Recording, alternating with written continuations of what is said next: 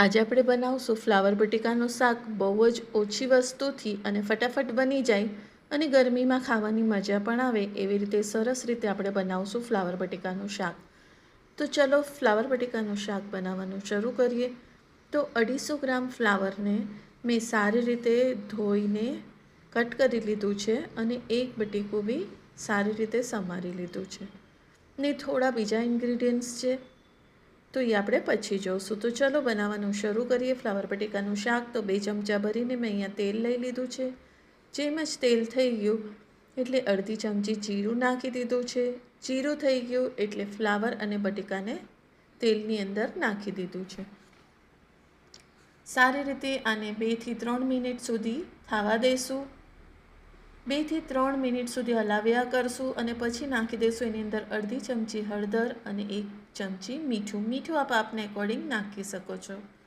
આને સારી રીતે હલાવી અને કવર કરીને આપણે થોડીક વાર સુધી આને થવા દઈશું. જ્યાર સુધી આપણો ફ્લાવર અને બટેકા થઈ રહ્યા છે ત્યાર સુધી આપણે એનો મસાલો કરી લઈશું. તો અહીંયા થોડા ધાણા, 4 લસણની કળી અને 4 મરચાં લીધા છે. મરચાં આપને એકોર્ડિંગ લઈ શકો છો, જેટલું તીખું આપને પસંદ હોય એ.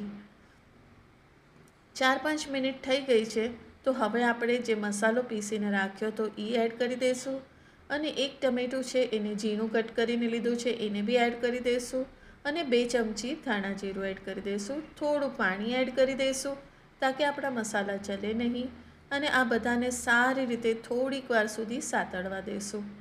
જેટલું મસાલો અને વેજીટેબલ્સ જે પણ છે તમારું શાક, ફ્લાવર હોય કે પછી કોઈ પણ શાક હોય એને જેટલું સતળાવા દઈશું મસાલા સાથે એટલું જ વધારે ટેસ્ટી બનશે.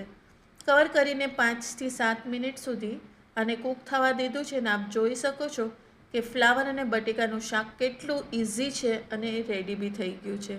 તો રેસિપી પસંદ આવતી હોય તો લાઈક અને શેર કરજો.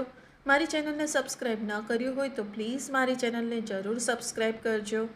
Thank you for watching.